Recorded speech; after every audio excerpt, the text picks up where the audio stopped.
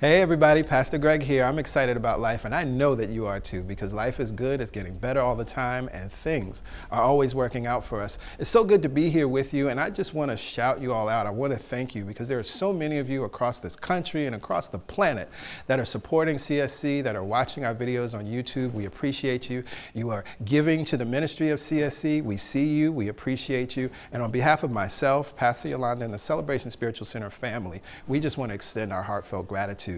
If you don't already know about the class that I'm teaching, it starts tomorrow, Monday, May 16th, and we will be looking at the law of attraction. We'll be talking about and looking at the teachings of Abraham Hicks in the book, Asking It Is Given. If you're interested in joining this live online class with me, all you have to do is click this link, www.celebrationsc.org/the river to register. Again, it starts at 7:30 on Monday, May 16th. We are still in our powerful series based on Eric Butterworth's Spiritual Economics. Let's get into today's message.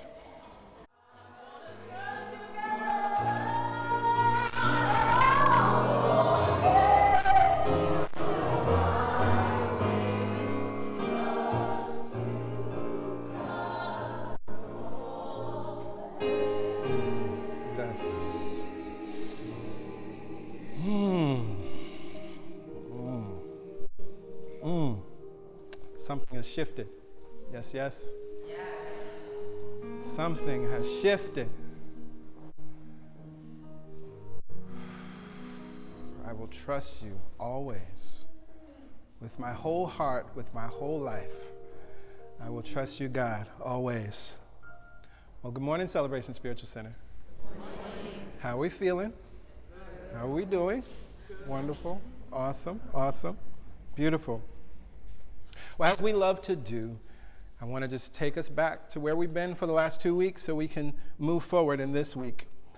So in week 1, the topic was making the invisible visible, recognizing that we have to understand this invisible power that we call God, that we call Source, that we call the universe. We got to understand what that is as we recognize that thoughts become things. Thought is intangible. Thought is not something we can hold on to. So we have to understand that invisible world, that non-physical, that spiritual world, in order to bring it into physical manifestation. But what's interesting is that we also then have to understand what faith is, because it is through faith. What faith does is make the invisible visible. So if you haven't seen that message, please go back to it. Last week, the topic was gratitude is not for God. And we talked about this idea that actually God, the all that is, power, love itself, freedom itself, presence and awareness, sight itself, does not need our praise. It doesn't need our gratitude, right? It's not going to enhance it, all right? And we don't have to convince it to show up. It's always here. But gratitude is actually for us, because it puts our minds back into the receptive place of recognizing that there is this thing that is the all that is, that there is this thing that we can trust, there is this thing that we can rely on. And so gratitude is actually for us. I encourage you to check out that message if you haven't heard it. But again, it's time to move on. We're in week 3.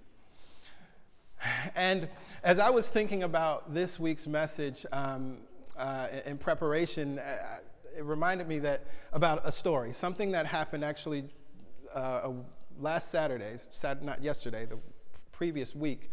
Yolanda and I went to New Jersey to spend time with my grandmother for the Mother's Day weekend, and my parents came up as well, and so we had a good time with family. And so as we were coming home, we took New Jersey Transit home, and we had to transfer. So we were at Newark Penn Station coming back to New York Penn Station. And the car that we got on, there was a gentleman that, I don't know, he wasn't sober. I can't say what was really going on with him, right? I have my thoughts, but he wasn't sober. We'll just say that. He sat near us, and as we were settling down in our seats, there was another man who came on the train who was asking for money. And what we could gather in that moment was that this guy does this all the time. And his story was, I just got out of the hospital and, I need help. But people were kind of rolling their eyes because they're like, you just got out of the hospital 3 months ago and last week, So the story that he was telling to try to elicit some type of support probably wasn't true, right? And so this gentleman who we had observed earlier, again, who may have been high or something, he was annoyed because he knew this guy. And he said, why don't you just leave us alone? I'm tired of you. You're always bothering us. You're always bothering people. And so you could gather that they had some kind of history. They had some kind of thing going on that didn't just start on Saturday. And so I'm observing and listening to the conversation and sort of assessing the danger, if at all, of the situation, right? I'm thinking about Yolanda. I'm in protector mode. I'm in warrior soldier mode. And I want to make sure and understand, should we leave, or, is this just sort of an interesting conversation that we get to witness? So at that point, there was no imminent danger, so we let it go. But then their conversation, it kind of moved into verbal threats. And the gentleman who had been asking for money, he was saying that, if you don't stop talking about me, I'm going to come back there and make you shut up. I'm going to use my karate skills. This is what he said. And so before I knew it, this guy, he comes back and he starts kicking and punching the guy, right? And it was like, wow, really? Okay. 9:30 on a Saturday night. And so, of course, everybody, then it was heightened. And the guy walks away, but then the gentleman that had just been assaulted, he pulls out what was either pepper spray or mace, right? And proceeds to spray towards the guy. It was a long stream. The guy wasn't even near him, so it was a long stream. They were about 4 feet away. And so now everyone is now involved.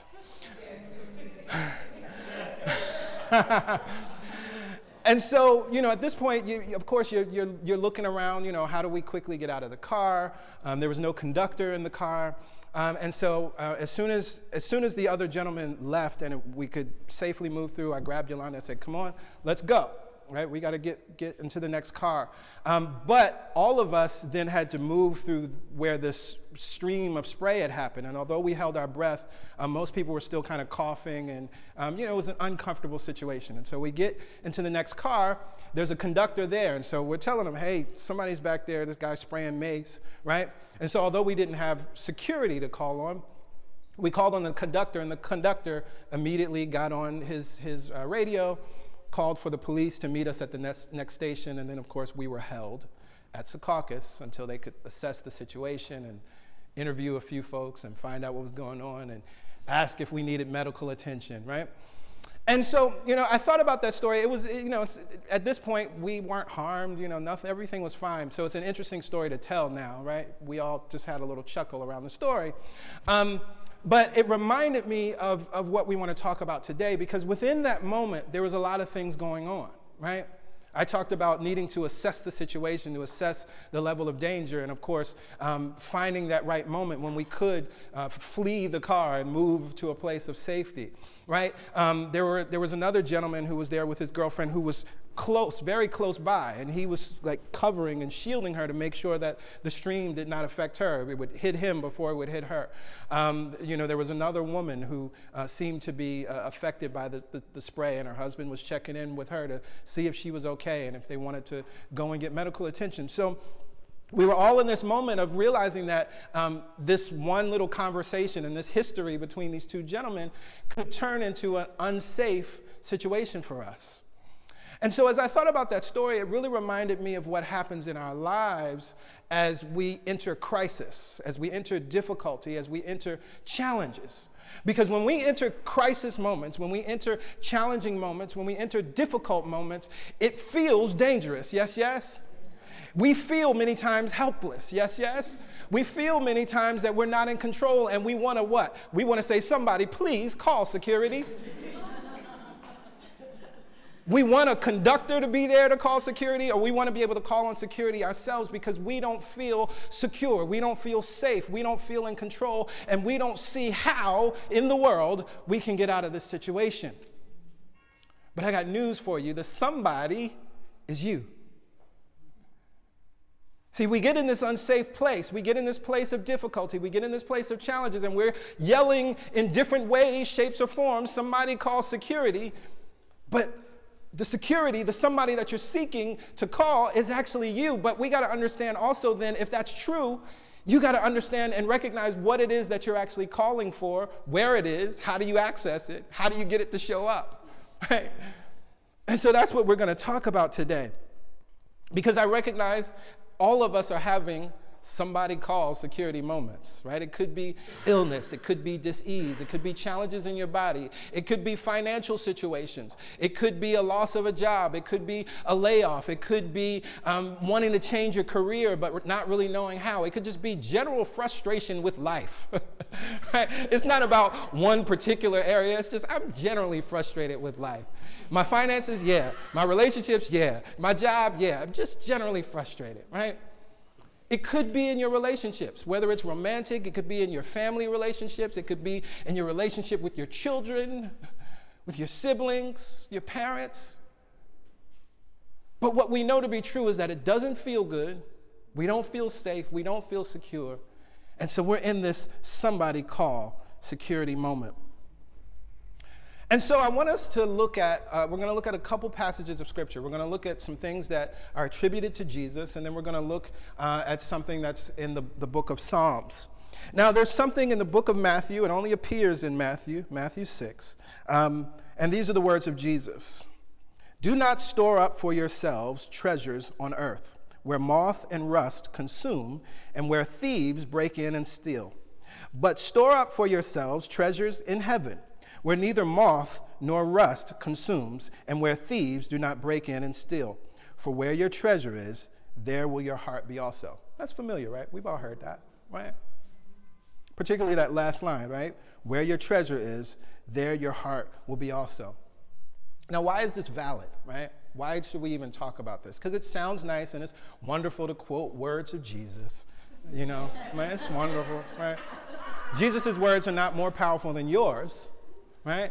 But Jesus, being our elder brother, understood some things and then sort of just left us understanding, left us knowledge, left us nuggets that we can take and apply and live just like he lived, right? So we're not putting these words up on high as though they're the most important words on earth.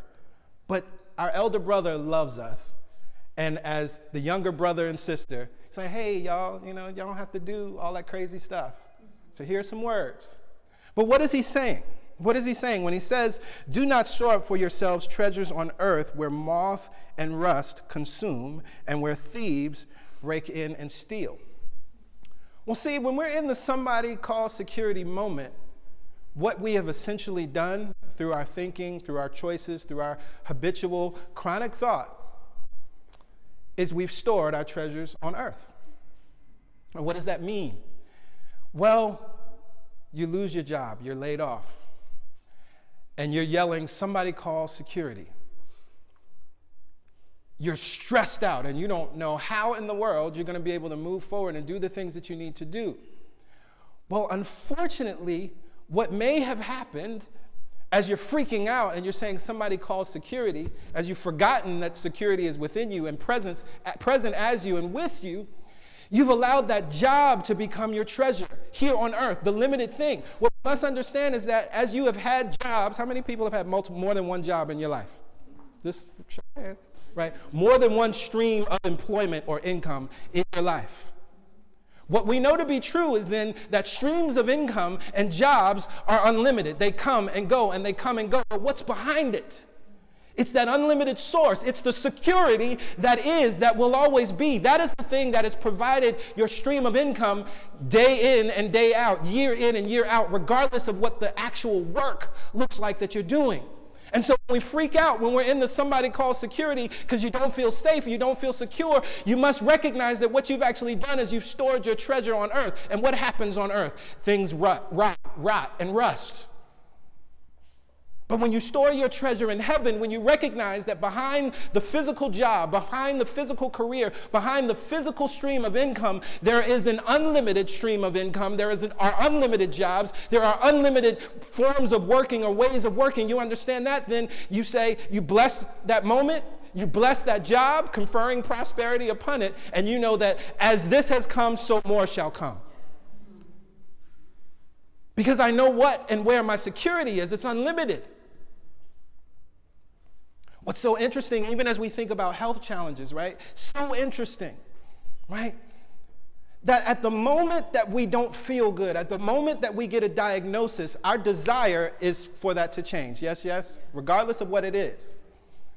And so what's beautiful about that, as the tendency of life, the pull of life, the push of life, as we say it's good and only good, as soon as we come into that awareness of, oh, I don't want this thing, I don't like this thing, this diagnosis is not who and what I am, it's immediately turning our attention to the security that exists at all times. And so it's immediately pulling ourselves, our attention to this idea of well-being, this idea of wholeness that already is. You are already moving towards wholeness as soon as you hear the unwanted thing. That's Abraham Hicks, right?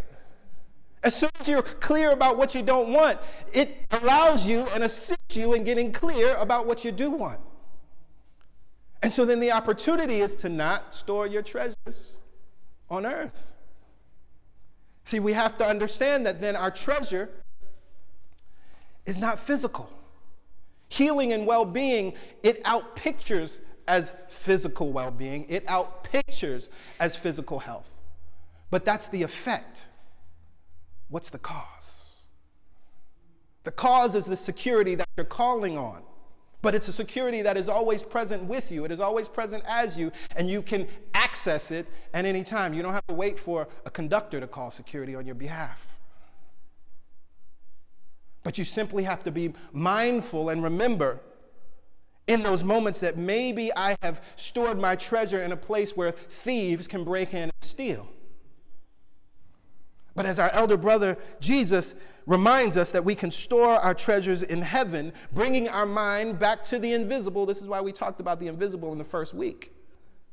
Bringing our minds back to that truth, because it is only as we bring our minds to the invisible, the non-physical realm, that then we can bring it into visible.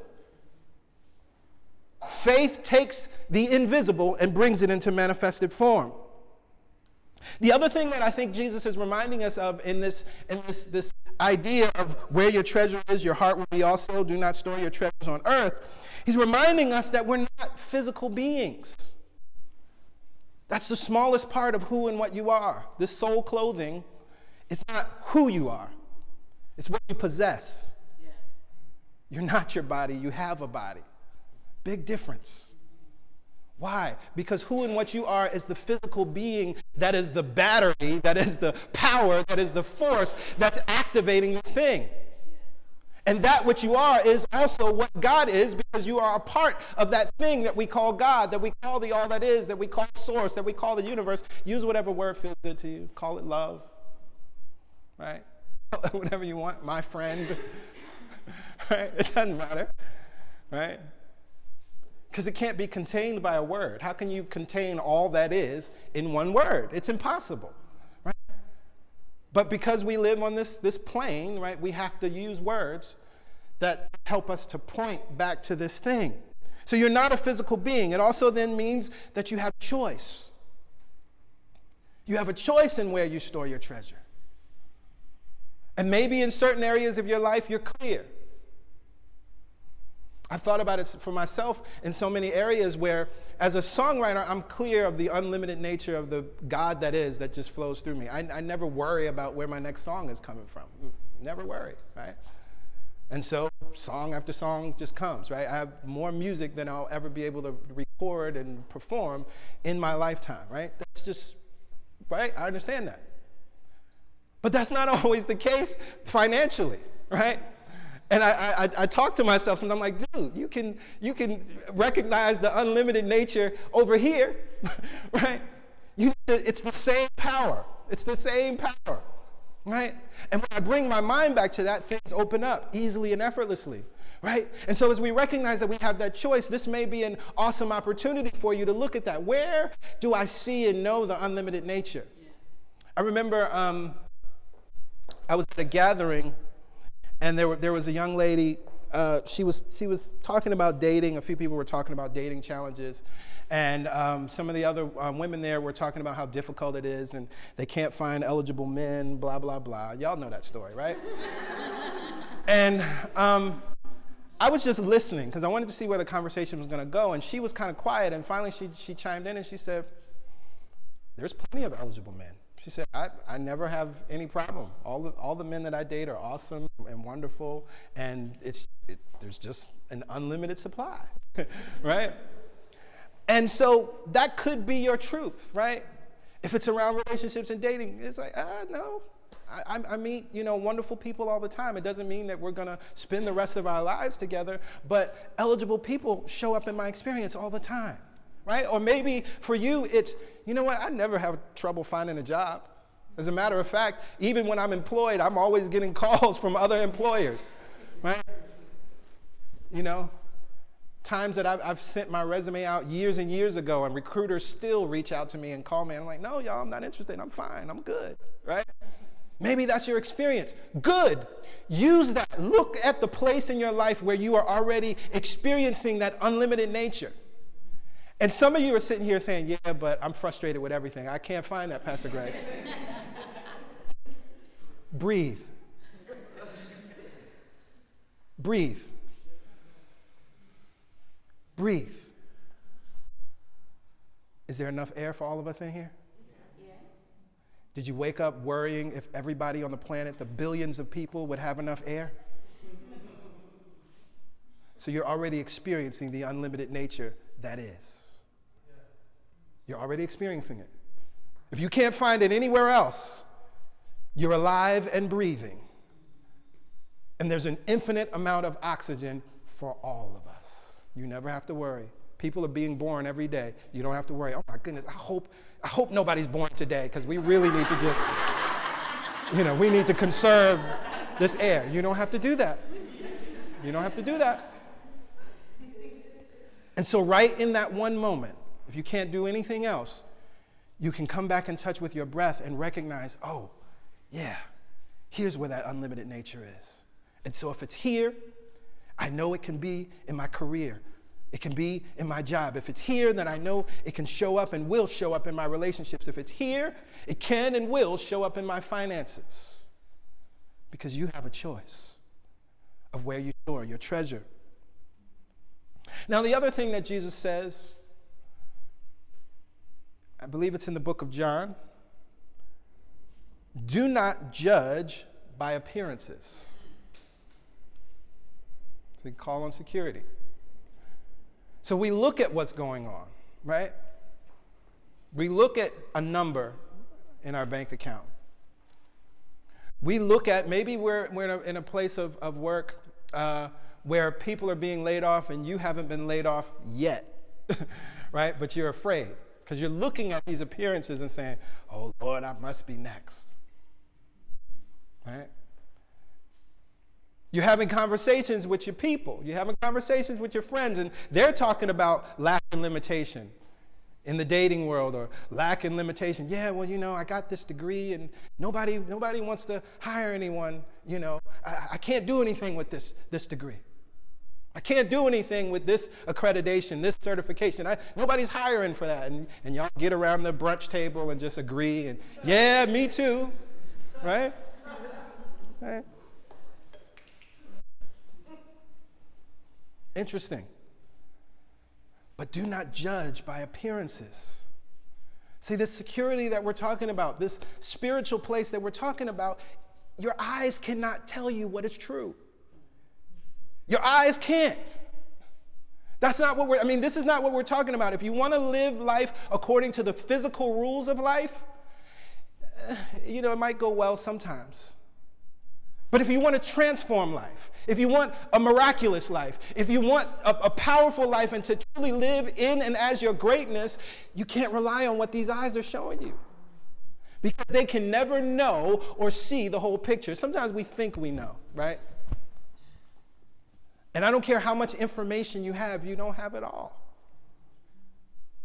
But what's beautiful is when we get into this somebody calls security moment, you're now accessing that treasure that's in heaven that truly does know all, that truly does see all. And what's beautiful is it's the thing that's managing harmony across this entire planet, universe, cosmos. I love that quote from the Master Key System. We live in a cosmos, not a chaos. Cosmos means unity, right? And what's beautiful, science even teaches us through the chaos theory that when you zoom out far enough, you see unity. Because we live in a cosmos, not a chaos, right? And so when you understand that, there is a point of view that is you. There is a point of view that is God in you, God as you, God through you, source, love, the universe, use whatever word. That point of view, it does know all. But if you're down here on the ground acting like you know all, you can't access this knowledge that really will support you, that really will guide you this way or guide you that way. This is why we can't store our treasures down here. Your earthly GPS might break. Right? Your personal guidance system that sometimes, helps you out and you think you have all the information, it's going to wear thin. This is even a thing as we think about our own personal will and personal effort. I think I shared this study sometime last year, but there was a study talking about human will, how the human will fails eventually. And so what they did is they took a bunch of adults. They do this with kids, but you take a bunch of adults and you have a cookie there. And you say for X amount of time, say for an hour, you have to sit there. You cannot eat the cookie. Right? And so that requires each participant to exert their human will to discipline themselves, not eat the cookie. And most of them succeed, right? And that's wonderful, right? It's like, oh yeah, I did it, right? Personal will. But then what they do is immediately after that, they give them a puzzle to solve. Well, now you got to use your personal will and thought to try to solve this puzzle. They can't do it. Because they've exerted so much effort in making sure that they don't eat the cookie, there's no more effort left. There's no more will left. There's nothing left for them. They can't use their will now to solve this puzzle that is simple. It's proof of the fact that your human will runs out. But when you recognize that you're connected, when you recognize that you have a treasure that is not of this world, when you recognize that you have a treasure that is unlimited, when you recognize that you have security that you can access, you have security that you can call on that will rush through you as power, that will rush through you as ideas, that will rush through you as possibility, that will rush through you as direction, that'll rush through you as stay there, that'll rush through you as no, go there, that'll rush through you as call this person, that'll rush through you as send this email, that'll rush through you that you have a book already, that'll rush through you, remember that old idea, that'll rush through you and bring these things back to you. You don't have to rely on your own strength. Please stop. You don't have to rely on your own strength. You have security.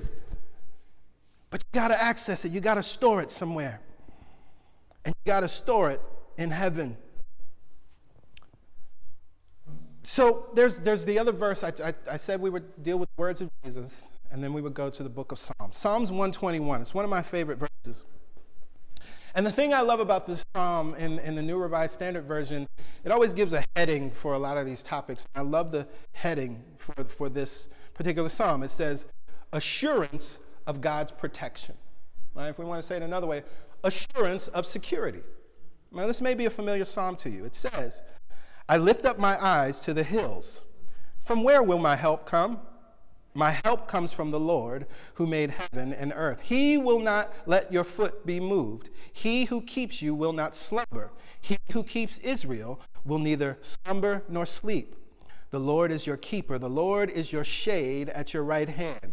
The sun will not strike you by day, nor the moon by night. The Lord will keep you from all evil. He will keep you from life. The Lord will keep your going out and your coming in from this time on and forevermore. And so this psalm is a recognition of this security that we've been calling on. That's here, it's ever present, and there's a couple of things that I just want to highlight here, right? Now, we talked about last week this idea of what Jesus did, and we look at the miracle of the fish and the loaves. The most important thing there was that Jesus gave thanks first, lifted up the food and gave thanks, bringing gratitude to shift his mind back to focusing on the all that is, focusing back on the invisible. And we see the same thing here. I lift my eyes up to the hills. I lift up my thoughts. I lift up my mind. I lift up my perspective. And I'm saying, where does my help come from? Where does it come from? Oh, my help comes from the Lord who made heaven and earth. Let's not get hung up by Lord, right? It's just like the word God, right? In this translation, Lord, it's translated to the Hebrew Jehovah, which means the self-existing one, or the all that is. This is what we've been talking about. The all that is. I recognize that my help, as I lift up my eyes, my thoughts, my mind, my help comes from the all that is. That which made heaven, the non-physical world, and this physical world, right? that thing which spoke and it is, which is the same power you have, that's where I put my attention. I recognize that. And then what's interesting, when I recognize that, I know this truth that this thing, the all that is, will not let your foot be moved. It who keeps you will not slumber. It who keeps Israel will neither slumber nor sleep. And I love that. It neither slumbers nor sleeps. Now, what do we do when we're in somebody called security moments? Y'all have trouble sleeping? It doesn't slumber nor sleep. What does that mean? That means that the security that you're seeking is working at all times, 24/7 on your behalf. You can go to sleep. You can rest. And if you need to tell yourself that as you have a crisis moment, as you have some money that you need, as you have an apartment you need to find, as you're feeling sad and lonely, whatever it may be, before you go to bed, just remind yourself, wait, this thing that loves me unconditionally, that is reminding me that I'm worthy, that lives in me and is everywhere at all times, present in all things, it neither slumbers nor sleeps. Therefore, it's already working on the situation on my behalf. Let me go to sleep. I can rest because it doesn't sleep. And so what we recognize is that when we're not allowing ourselves to sleep, what we're doing is, again, we're still keeping our hands on the wheel. We haven't moved into that trusting place, that surrendered place. There's another part here that I love. The Lord is your keeper. The Lord is your shade at your right hand. The sun shall not strike you by day, nor the moon by night. And what that second part, what it's just talking about is this idea that you actually can't be affected by what's going on out here in the world in truth. But the only way to live out that possibility is to bring your attention back to this truth that this thing is, that it's your keeper. And then I love this. We talk about royal language all the time and that you're kings and queens, right? The Lord is your shade at your right hand.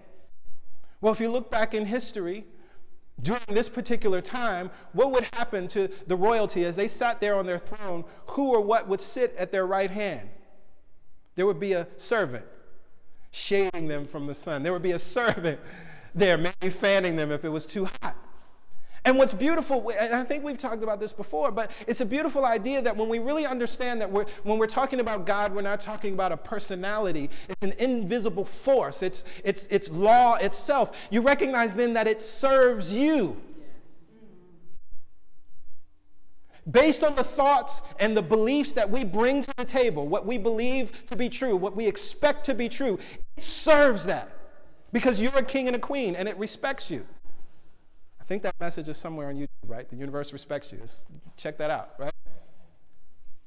And so in truth, the source, the all that is, it's your servant and it's standing there shading you. But you thought you were in trouble. You thought you were in danger. You thought you weren't safe and secure. But there's this thing that's there at your right hand, being your shade, making sure that the sun, the harsh rays of the sun do not damage you, and the fearful moments of the darkness, they can't hurt or harm you either. That's what this God thing is doing. I got one more thing we want to talk about, because I recognize that for many of us, money is the thing that we're dealing with, right? Like somebody called security. Pastor Greg, all that other stuff is really cool, relationships and, whatever. I need money, right? I think I said it in the first week, I'm not asking for a metaphor. I really need $1,000, real cash, right? Right? It's wonderful to talk about metaphors and symbolism, but there's things we need to get done. And I think it's interesting as this series is inspired by Eric Butterworth's Spiritual Economics. He dedicates a whole chapter to money. Please read it. It's called The Money Enigma. And there's something in this chapter he talks about that I think is so interesting as we want to find ways to bring our attention back to the all that is. Eric Butterworth reminds us that if we look at our physical money in this country, there's a phrase that's on our dollar bills, our paper bills, and on all of our little metal round discs, as A Course in Miracles would say. Right? What does it say? Yes. In God, we trust. Now, we get into all of these wonderful debates about, the separation of church and state, and, oh, well, in God we trust. They were talking about the Christian God, and I'm spiritual, or I'm interfaith, or I'm interspiritual, or I'm Buddhist, or I'm this, that, and the other, so I don't trust in that God, right? Well, one, the founders of our country were metaphysicians. I don't know if y'all knew that, right? Okay? So a metaphysician is very deliberate in the things that they do. And so the fact that the choice was made to put that phrase means something. Now, what's interesting, we had this beautiful moment, I think it was announced last month, about the change in the $20 bills, right? We're about to get our Tubmans, right? It's beautiful, right? But it points us to something, right? It points us to the fact that these paper bills don't really mean anything in and of themselves, right? That we can easily and effortlessly change the meaning, change the face, right? But the meaning is based on an agreement that we placed on it. And when we recognize then that these coins and these bills always say something, in God we trust, when you look at your money, when you look at your cash, when you look at your coins, you can look back at that phrase and recognize that it's not pointing to some limited God that is judging you or shaming you. It's not pointing to some limited God that we already recognize that there's more to this universe than some people wanted to acknowledge or understood way back when. What it's pointing you back to is the truth that there is a security behind this money. There is a security, there is a source behind the resource. Now, we even again know that in this time and space because we know that during the Nixon administration, our money was taken off the gold standard. It's not backed by anything physical. It's backed by the thoughts and ideas that we collectively, as a community, as a consciousness, a conscious planet on this earth, that's what the economy is. It's fear or not. That's all the economy is, right? So we have this wonderful idea, we have this wonderful moment to look back at that phrase on every piece of money that we have. In God we trust. Yes, that's the truth. Because God, all that is, this unlimited substance is the thing that's behind it. It's the thing that provided this physical thing, this tangible thing that we have, that then we use to circulate. But please do not limit God or yourself to a piece of paper. And metal around this. Now, A Course in Miracles puts it this way. In Lesson 96, I am under no laws but God's, it says this. Think of the freedom and the recognition that you are not bound by all the strange and twisted laws you have set up to save you. You really think that you would starve unless you have stacks of green paper strips and piles of metal discs? You really think a small round pellet or some fluid pushed through your veins through a sharpened needle will ward off death? You really think you are alone unless another body is with you? You're under no law but God's. And that law is the law that we're talking about now, that you have a security. You have security that you can access. You have a treasure that is not of this earth, that will not rust, that will not rot, that will not collect mold, and is reliable. Will always show up. And so we have this profound opportunity now to step into this place of security. We're going to call on security together. I invite everybody to stand in this moment. We're going to call on security. Eric Butterworth gives us a powerful affirmation, and it's really a spiritual mind treatment that we can affirm on a daily basis. And I invite you to just repeat after me.